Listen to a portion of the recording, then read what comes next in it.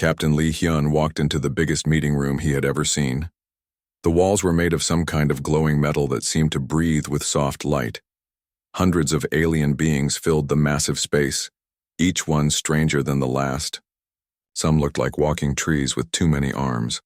Others floated in the air like jellyfish made of pure energy. A few resembled giant insects with rainbow-colored shells that sparkled under the strange lights. Hyun tried not to stare, but it was impossible. Back on Earth, people had imagined what aliens might look like, but none of their wildest dreams came close to this reality. The smell in the room was overwhelming too, a mix of ozone, flowers, and something that reminded him of hot metal. His human nose wasn't built for this kind of sensory overload. At the center of the room sat Ambassador Veltar, and Hyun couldn't help but think the alien looked like someone had turned a diamond into a living being. The ambassador's body was completely see-through, made of what appeared to be living crystal. When Veltar moved, tiny lights danced inside the crystal form, creating patterns that hurt Hyun's eyes if he looked too long. The translation device around Hyun's neck buzzed and whirred as it tried to keep up with all the different languages being spoken.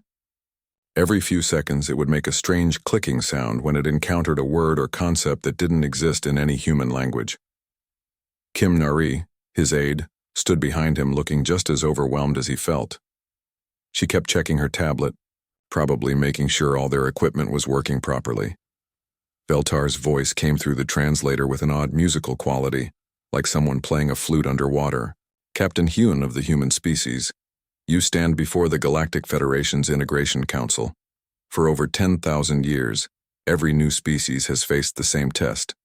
The severing trial has been our way of understanding how different minds approach complex problems. The ambassador gestured toward a device that sat on the table between them. It looked like someone had taken a computer, a piece of art, and a musical instrument, then smashed them together and rebuilt the result with materials that didn't exist on Earth. Energy flowed through transparent tubes in impossible colors, colors that Hyun's brain couldn't quite process. The whole thing hummed with power that made his teeth ache. Other aliens in the room leaned forward with interest. Hyun noticed that some of them had multiple eyes, all focused on him with intense curiosity. He felt like a zoo animal being studied by scientists. The pressure was enormous. This wasn't just about him anymore. This was about whether humanity would be accepted into the galactic community or sent back to their little corner of space. Veltar continued explaining, and with each word Hyun felt more confused. The puzzle represents the balance between force and wisdom, between action and patience. The Centauri took 3 months to solve it through mathematical precision. The Molvak used meditation and spiritual connection, requiring 6 months of careful study. Even the warrior race of Keflon spent weeks understanding its deeper meaning before attempting a solution. Hyun looked at the device more carefully. It had dozens of moving parts, each one connected to others in ways that made no sense. Energy flowed in patterns that seemed random, but probably followed some kind of logic he couldn't grasp. There were symbols carved into various surfaces, symbols that meant nothing to human eyes but probably contained centuries of accumulated wisdom from alien civilizations. The room fell completely silent. Hundreds of alien beings watched and waited. Some of them had probably been alive for thousands of years, witnessing this same ceremony countless times. They expected him to sit down, study the puzzle, maybe ask questions about its history and meaning. They expected him to treat this ancient test with the respect it deserved. Hyun studied the puzzle for exactly 30 seconds. In that time, he counted the energy flows, noted the moving parts, and identified what looked like the main power source. Then he turned to Kim Nari with a completely serious expression. "Do we have a plasma cutter in our equipment kit?" Kim Nari blinked in surprise, then checked her tablet. "Yes, sir. Standard engineering equipment. Bring it here." The reaction was immediate and dramatic. Several aliens made sounds that the translator couldn't even attempt to convert. A few of the floating jellyfish creatures suddenly flashed bright red. The tree-like beings rustled their branch arms in what was probably distress. When Kim Nari returned with the plasma cutter, Hyun took it and approached the ancient puzzle. He aimed the tool at what appeared to be the central hub and activated it. The plasma beam cut through the mysterious materials like a hot knife through butter. Sparks flew, energy patterns collapsed, and within 37 seconds the entire mechanism had been reduced to smoking components. The room was so quiet that Hyun could hear his own heartbeat. Ambassador Veltar's crystal form had gone completely dim, which probably wasn't a good sign. Other delegates stared in what Hyun hoped was amazement rather than horror. Finally, Veltar spoke, and the translators struggled with the alien's emotional state. This is not how it is done. The puzzle is meant to be understood, not destroyed. Hyun set down the plasma cutter and shrugged. But it's done, isn't it? The news traveled faster than light itself across the galaxy. Within days of Captain Lee, Hyun's plasma cutter incident, every space station, trading post, and diplomatic embassy was buzzing with the same story. Humans had destroyed a 10,000-year-old sacred puzzle in under a minute. Some species were horrified, others were fascinated. But everyone agreed on one thing: these new humans were definitely different. The nickname stuck immediately. From the crystal cities of Veltar to the floating gardens of the Sauce homeworld, humans became known as the Cutters. Some aliens said it with respect, others with fear, and a few with barely hidden amusement. But they all said it. Even the formal diplomatic report started using the term, though they tried to make it sound more official by calling them the species with direct problem-solving methodologies. Commander Park Jin didn't mind the nickname. He actually thought it was pretty accurate. When he received his new assignment 3 months later, he figured it was probably because of his species' growing reputation. The Federation needed someone to investigate the Shadowmere Nebula, and apparently, they wanted someone who might think outside the box. The Shadowmere Nebula was a mystery that had been bothering the galaxy for over a century. It looked beautiful, from a distance, a swirling cloud of purple and gold gases that sparkled with its own inner light. But it was also deadly. 17 ships had entered the nebula over the past 100 years, and none had ever come back out. No distress signals, no wreckage, no clues about what happened to them. They just vanished completely. The Federation had tried everything. They sent in unmanned probes, but the exotic particles in the nebula scrambled all their sensors. They tried long-range scanning, but the energy readings made no sense. Some of the galaxy's smartest scientists had spent decades studying the phenomenon, and they were no closer to understanding it than when they started. Park Jin's team wasn't working alone. The Federation had assembled what they called a multi-species task force, which was a fancy way of saying they threw every different kind of alien brain at the problem and hoped someone would figure it out. The team included representatives from the Kelm archives, who were basically the galaxy's librarians and mathematicians, and the SOS's dream pilots, who had this weird ability to navigate space using some kind of meditation technique that Park Jin didn't pretend to understand. The Kelm looked like walking computers made of metal and glass. Their leader, archive keeper Tom Dahl, had a head that was literally a transparent dome filled with swirling lights that represented thoughts. When Tom Dahl was thinking really hard, the lights moved faster and changed colors. Park Jin found it fascinating to watch, even though it sometimes gave him a headache. The Sauce were the complete opposite. They looked like humanoid dolphins with silver skin and huge dark eyes that seemed to see things that weren't there. Captain Silandra of the Dream Pilots spent most of her time in what she called deep meditation, which looked a lot like sleeping to Park Jin, but apparently involved connecting her consciousness to the cosmic flow of space-time, or something equally mystical. For 3 weeks, both groups worked on the problem with impressive dedication. The Kelm set up massive computer arrays and started calculating probability matrices for every possible configuration of particles in the nebula. They created mathematical models that took into account 17 different types of exotic matter, 43 varieties of energy interference, and something called temporal flux variations that Park Jin pretended to understand when they explained it. The Sauce took a completely different approach. They built a special meditation chamber on their ship and spent hours at a time trying to feel the nebula's spiritual essence. According to Captain Silandra, Every region of space had its own consciousness, and the Shadowmere Nebula was apparently very angry about something. The dream pilots believed that if they could understand what had upset the nebula, they could negotiate safe passage through it. Both approaches were impressive in their own way. Park Jin had to admit that the aliens were way smarter than humans in most areas. The Kelm could calculate things in seconds that would take human computers hours to figure out.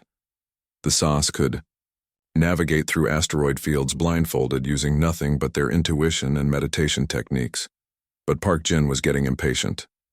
While his alien colleagues spent weeks on their elaborate solutions, he walked around the ships, talked to his crew, and studied the problem from every angle he could think of. His engineer Mina was particularly helpful. She had a talent for looking at complex problems and finding simple solutions. "What if we're overthinking this?" Mina asked one day while they watched the Kelm recalibrate their sensors for the 100th time. "Maybe the nebula isn't hiding something. Maybe it's protecting something." Park Jin nodded. That made sense. "But how do you get past something that's designed to keep you out?" "What if we just go through it?" he asked. Mina raised an eyebrow. "Sir, the interference would tear apart our sensors and navigation systems." "What if we don't need sensors? What if we just punch a hole straight through and see what's on the other side?" Mina was quiet for a long moment, probably running calculations in her head. Finally, she smiled. "We could modify the deflector array, turn it into a particle ram. It would be like using a giant battering ram to knock down a door." "Would it work?" "Probably, but sir, this will create significant damage to the nebula's structure. We're talking about permanently altering a natural phenomenon that's been stable for millions of years." Park Jin thought about the 17 ships that had disappeared. Somewhere in that beautiful, deadly cloud, there might be answers. Maybe even survivors. "Sometimes you have to break things to fix them," he said. The human ship, with its modified deflector array humming with dangerous energy, approached the nebula at full speed.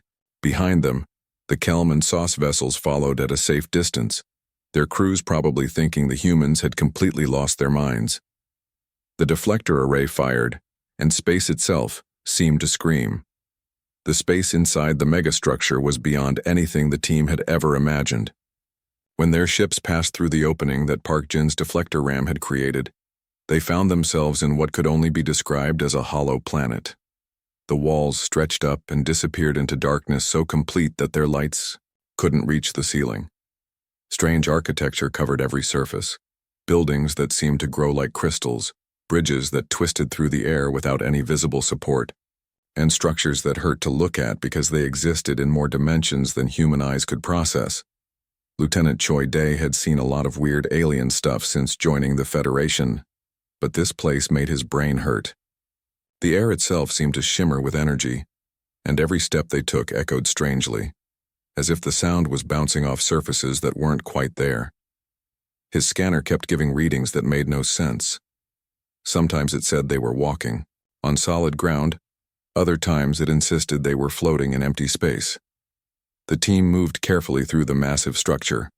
Archive Keeper Tomdahl was practically vibrating with excitement, the lights in his transparent head spinning so fast they looked like a disco ball. He kept stopping to examine symbols carved into walls, muttering things about pre-galactic civilizations and technological transcendence. Captain Silandra of the Dream Pilots was having the opposite reaction. She looked terrified. Her silver skin had gone pale, and she kept whispering that this place felt empty of life, but full of ghosts. They walked for what felt like hours, through corridors that defied physics. Some hallways were impossibly long, stretching beyond the horizon. Others folded in on themselves so you could see your own back if you looked far enough ahead. The whole place had an abandoned feeling, like walking through a city where everyone had just vanished one day, leaving their coffee cups still warm, on the table. Finally, they reached what was obviously the heart of the structure. The room was enormous, with a ceiling that disappeared into darkness above them. In the center sat something that looked like a cross between a computer, a work of art, and a living organism. It pulsed with soft light that seemed to come from within, and energy patterns flowed across its surface like water running downhill. "The Eternal Archive," Tomdahl whispered, and for once, His mechanical voice carried genuine emotion. The legends were true. It's really here. According to the archive keeper, this was the crown jewel of the predecessors, an ancient civilization that had achieved perfect technology before mysteriously disappearing. The archive supposedly contained the complete knowledge of over 1,000 extinct species, everything they had ever learned about science, art, philosophy, and the meaning of existence itself. It was like having access to the greatest library in the history of the universe. But there was a problem, a big one. The archive was protected by what the aliens called an adaptive lock. It wasn't just a simple security system, it was something that learned from every attempt to open it. Every time someone tried to crack the code, the lock got smarter. Every failed attempt made it more complex and harder to solve. The Kelm immediately went to work with their usual approach. They set up their computer arrays and started analyzing the lock's energy patterns. Tom Dahl and his team worked around the clock, calculating probability matrices and running simulations. They tried brute force attacks, elegant mathematical solutions, and everything in between. But with each attempt, the lock evolved. It developed new defenses, created additional layers of security, and became increasingly sophisticated. The Sauce tried their mystical approach next. Captain Silandra and her dream pilot spent days in deep meditation, attempting to commune with what they believed was the lock's consciousness. They burned strange incense that made everyone's eyes water and chanted in languages that predated galactic civilization. Sometimes they would emerge from their meditation sessions claiming to have made contact with the lock's spirit, but their attempts to negotiate with it only seemed to make it more paranoid and defensive. Days turned into weeks. The lock continued to evolve, adding new security measures faster than either alien team could adapt to them. What had started as a complex but solvable puzzle had become something that might be impossible to crack. The Kelm's computers were overheating from constant calculations. The Sauce were exhausted from their marathon meditation sessions.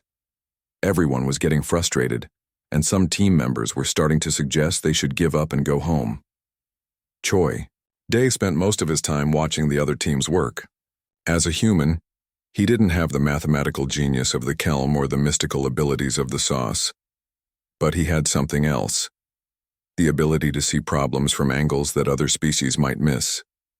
While the aliens focused on the lock itself, Choi Dai explored the rest of the facility. He mapped the power distribution systems, studied the emergency protocols, and figured out how the ancient structure maintained itself after millions of years. He noticed something interesting. The adaptive lock was incredibly sophisticated, but it was also incredibly power-hungry. All that computing power and defensive capability required enormous amounts of energy. More importantly, he realized that the lock's designers had built it with a fatal flaw. They had assumed that anyone trying to access the archive would play by the rules. They expected intruders to treat the lock as a puzzle to be solved, rather than an obstacle to be removed. The solution was embarrassingly simple. While the Kelm ran their latest batch of calculations and the Sauce prepared for another meditation session, Choi Day quietly made his way to the facility's main power junction. It was located 3 levels down from the archive chamber, in a maintenance area that nobody else had bothered to explore. The junction was protected by basic physical barriers, nothing compared to the sophisticated defenses around the archive itself. Choi Day placed a single explosive charge on the critical power coupling and set a timer for 30 seconds. Then he walked back upstairs to watch the show. The explosion wasn't dramatic, just a small pop and a brief flash of light. But the effect was immediate and total. Every light in the megastructure went out. The humming of machinery that had been a constant background noise for weeks suddenly stopped. Emergency lighting kicked in a few seconds later, bathing everything in a dim red glow, and the adaptive lock, deprived of power, defaulted to its emergency open state. The archive awakened, with what sounded like genuine curiosity. When it spoke, its voice filled the chamber from every direction at once, speaking in perfect Federation standard despite being older than most known civilizations. Fascinating. In all my eons of existence, no previous species attempted such a direct approach. Why did you not try to solve me properly? Choi Day shrugged, even though he wasn't sure if the archive could see him. Because we didn't need to solve you. We just needed you open. The galaxy was having the biggest argument in its recorded history, and it was all about humans. Ever since, Lieutenant Choi Day had blown up the power grid to open the Eternal Archive, every species in the Federation was taking sides. The debate wasn't just happening in government buildings and diplomatic chambers. It was everywhere. On trading stations, alien bartenders were getting into heated discussions about human methods. On colony worlds, families were arguing over dinner about whether cutting through problems was brilliant or barbaric. The older civilizations were absolutely horrified. These were species that had been around for thousands, sometimes millions of years. They had developed complex philosophies about patience, wisdom, and the proper way to approach challenges. To them, humans were like children who had been given power tools, dangerous, unpredictable, and likely to hurt themselves or others. Elder Whisperwind was the most vocal critic. This ancient being was older than human civilization itself, existing as a cloud of sentient gas that had achieved consciousness when Earth was still covered in dinosaurs. Whisperwind had witnessed the rise and fall of countless species, and in all that time, had never seen anything like human problem-solving methods. They destroy the journey, Whisperwind declared during one of the endless Federation Council sessions. Wisdom comes from struggling with problems, from understanding their deeper meaning. When you simply cut through obstacles, you learn nothing. You grow nothing. You become nothing more than a collection of crude tools. The Elder's words carried weight because Whisperwind represented the Philosophical Council of Vega, one of the most respected institutions in the galaxy. These were beings who had spent eons contemplating the nature of existence, developing theories about consciousness, reality, and the proper way to live. They believed that every challenge was an opportunity for spiritual growth, and that taking shortcuts was cheating yourself out of becoming a better being. But the younger species saw things differently. The Kelm, despite their mathematical nature, were fascinated by human efficiency. Archive Keeper Tomdal had become something of a celebrity among his people after working with Choi Day. He gave lectures about alternative problem-solving methodologies that packed auditoriums across Kelm space. "Look at the results," Tomdal would say, his transparent head filled with rapidly spinning lights. "Humans opened the Eternal Archive in minutes after we spent weeks failing. They cleared the Shadowmere Nebula in hours when we had been trying for decades. Perhaps there is wisdom in their approach that we have been too proud to see." The Sauce Dream pilots were more conflicted. Captain Silandra had experienced what she called philosophical whiplash after watching human methods work so effectively. Her species prided itself on spiritual connection and intuitive problem-solving, but humans seemed to achieve similar results through what looked like brute force. "It troubles the cosmic balance," she explained to anyone who would listen. But the balance was already troubled by problems we couldn't solve. Perhaps sometimes you need to break harmony to restore it. The younger races, species that had only recently joined the Federation, were overwhelmingly pro-human. They had been struggling to find their place in a galaxy dominated by ancient, sophisticated civilizations. Human methods gave them hope that there were other ways to succeed besides spending centuries developing perfect patience and wisdom. The arguments might have continued forever, but then the Hive Mind Collective attacked. The Collective was the Federation's oldest and most dangerous enemy. They were a species that had given up individual consciousness entirely, merging billions of minds into a single, terrifyingly efficient entity.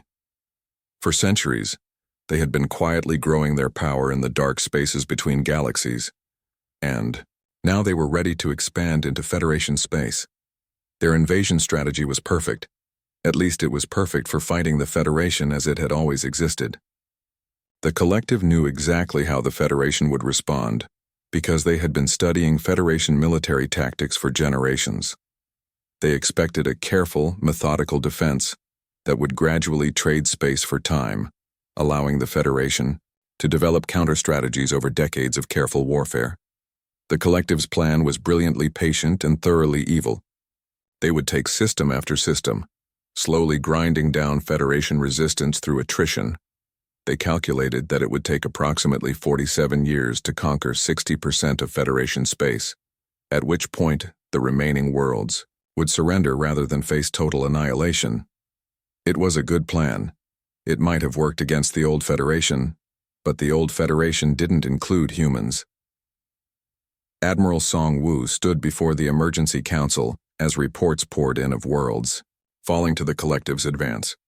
The traditional Federation response was already in motion, a fighting retreat that would buy time for their scientists and strategists to develop proper countermeasures.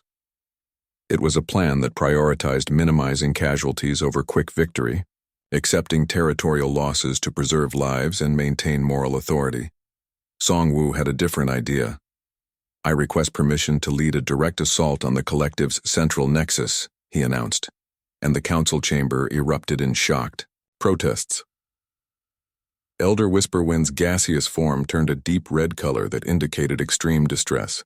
"Admiral, your plan calls for flying directly through the collective's core territories. The casualties would be astronomical. This isn't strategic thinking. This is suicide with extra steps." Song Wu had expected this reaction. He pulled up holographic displays showing casualty projections for both approaches. The numbers were stark and brutal. "Your traditional plan saves more individual lives in the short term," he admitted, "but it guarantees the conquest of 60% of Federation space. That means billions of beings enslaved, their individual consciousness destroyed and absorbed into the collective. My plan accepts heavy losses among military personnel, but it offers the possibility of ending the war quickly and saving those billions of civilians." The debate that followed was unlike anything in Federation history. Species that had been allies for millennia found themselves on opposite sides. Ancient friendships cracked under the pressure of impossible choices. This plan accepts losses. That would be genocide to other species, Elder Whisperwind protested, the gas cloud that was their body swirling with agitation. "You're asking us to sacrifice entire fleets, to send thousands of beings to certain death. How is this different from what the collective does?" Song Wu met the Elder's criticism with calm determination. "The difference is choice. Every person in my fleet volunteers knowing the risks. The collective gives no choice to anyone. And your plan, Elder, accepts the conquest of 60% of Federation space. You're choosing a slow death over a quick surgery." He paused, looking around the chamber at the assembled representatives of dozens of species, each grappling with an impossible decision. "Sometimes the cure is worse than the disease," Song Wu continued, "but sometimes it's the only cure that works. The question isn't whether my plan is perfect, it's whether doing nothing is worse." The vote that followed would determine not just the fate of the current war, but the future direction of galactic civilization itself. The Federation Council's vote was closer than anyone expected, but it wasn't close enough. Elder Whisperwind and the traditional faction won by a narrow margin, officially rejecting Admiral Song Wu's plan for a direct assault. The decision meant the Federation would stick to their time-tested strategy of careful retreat and gradual counterattack development. It was the safe choice, the wise choice according to thousands of years of military doctrine. But Song Wu wasn't ready to give up. As the official Federation forces began their organized withdrawal, Song Wu received dozens of private communications from worlds that were about to fall to the collective. The messages all said basically the same thing. "We can't officially support you, but if you're willing to try something crazy, we'll quietly help however we can." The Kelm homeworld secretly provided advanced navigation computers. A coalition of mining worlds shared detailed star charts of unstable systems. Even some sauce dream pilots volunteered for what they called the most spiritually unbalanced mission in galactic history. Within weeks, Song Wu had assembled a fleet that existed in the shadows of official Federation policy. The plan was absolutely insane by any reasonable standard. The collective's central nexus was located deep in their core territory, surrounded by thousands of heavily defended systems. Any conventional approach would be spotted days in advance, giving the hive mind plenty of time to prepare overwhelming defenses. The only way to reach the nexus undetected was to take a route that no sane military commander would ever consider.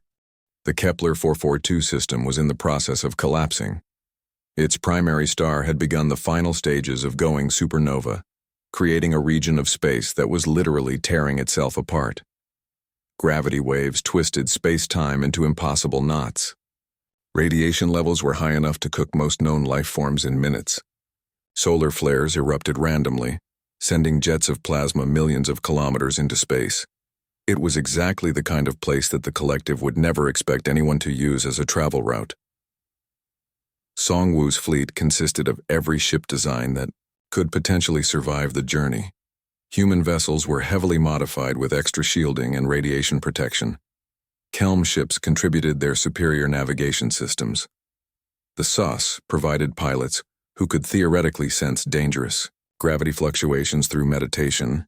Other species added whatever unique capabilities they possessed. The journey through the collapsing system took 18 hours that felt like 18 years. Ships had to navigate between solar flares that could vaporize them instantly. They dodged chunks of planetary debris moving at significant fractions of light speed. The radiation was so intense that crew members could only work in short shifts before being replaced by fresh personnel. Commander Yoon Sara, Song-Woo's tactical officer, spent most of the journey calculating and recalculating their approach to the collective's nexus. She had studied every available piece of intelligence about the hive mind's central consciousness, looking for weaknesses that previous strategists might have missed. "Admiral," she said during one of the brief moments when the radiation levels dropped enough for normal communication, "I think we're approaching this wrong." Song-Woo, who was dealing with a headache from radiation exposure and the stress of keeping his fleet together through impossible conditions, looked up from his damage reports. "What do you mean?" "Everyone always assumes you have to destroy the central consciousness to defeat the collective. But what if destruction isn't the answer? What if the problem isn't the central mind itself, but the connections it maintains to all the individual components?" She pulled up a holographic display showing her analysis of collective communication networks. "Look at this.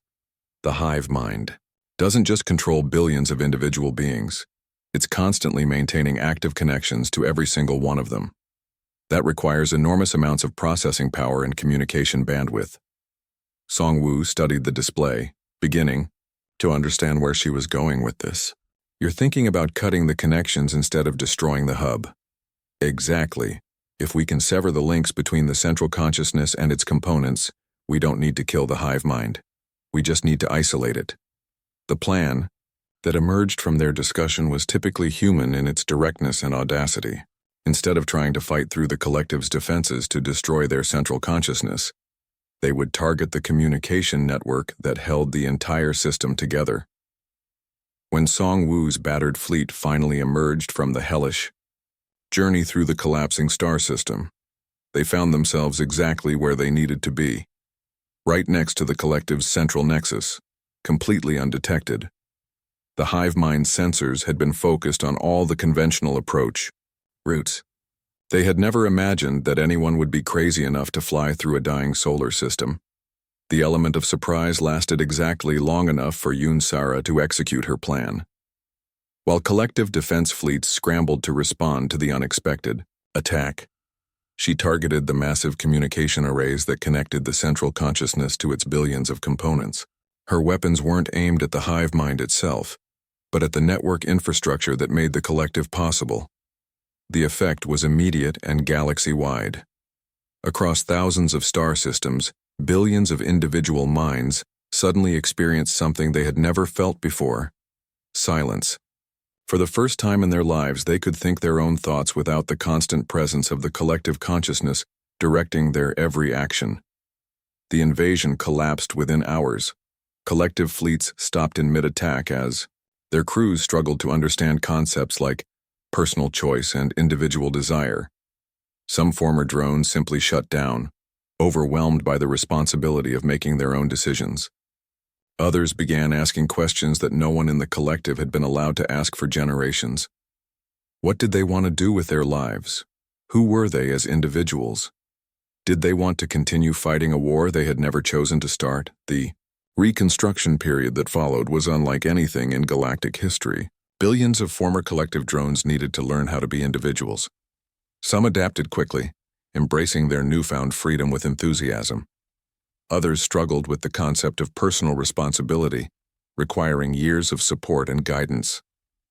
Months later, during one of the countless meetings about post-war reconstruction, Elder Whisperwind approached Admiral Song Wu.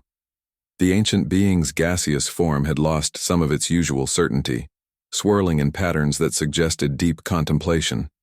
"Admiral," the elder said, "I owe you an apology. I spent so much time worrying about the philosophical implications of your methods that I nearly missed their practical wisdom." Song Wu was reviewing reports about former collective worlds that were establishing their first democratic governments. He looked up with genuine curiosity. "What changed your mind?" "The results speak for themselves. Your approach ended a war that could have dragged on for decades. More importantly, it gave billions of beings the chance to discover their own individual consciousness. Perhaps there is wisdom in cutting through complexity rather than spending centuries trying to untangle it." Song Wu smiled, remembering something his grandmother used to tell him when he was a child struggling with difficult problems. "My grandmother used to say, when the knot won't untie, sometimes you need different scissors." Elder Whisperwind considered this human wisdom. The gas cloud that was their body shifting to colors that indicated thoughtful acceptance. "Your species has unusual scissors, Admiral." "Yes," Song Wu agreed, looking out at the stars where former enemies were learning to become friends. "And we're not afraid to use them."